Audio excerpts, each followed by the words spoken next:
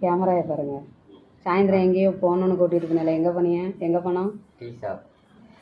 காசு கொண்டு வந்தீங்களா? உங்கள் கையில் தானே இருந்துச்சு. 50 ரூபா இருந்துச்சு என் கையில். நான் யதார்த்தமாக தான் அந்த 50 ரூபாயை கையில் வச்சுருந்தேன். 2 டீ தானே வாங்க போனோம். ஆமாம். சரி. பச்சி எடுத்து தும்பமான்னு நீங்கள் தானே கேட்டீங்க.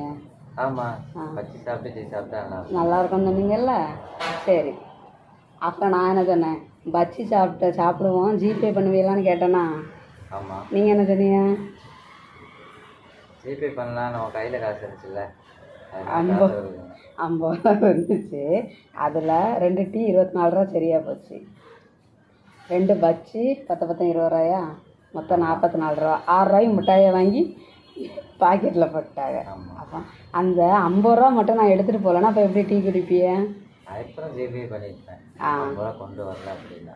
50 ரூபா கொண்டு வரலன்னு நினச்சும் ஜிபே பண்ணணும். அப்படி பண்ண முடியாது இல்லை எல்லாத்துக்குமே. எனக்கு மட்டும்தான் இப்படியா? டீ செலவு தானே. எனக்கு மட்டும்தான் இப்படியா? இல்லை உங்கள் வீட்டுக்காரரும் இப்படி தானா? இல்லை எல்லாருமே அப்படி தானா அப்படின்னு கமெண்டில் சொல்லிடுங்க. பாய்.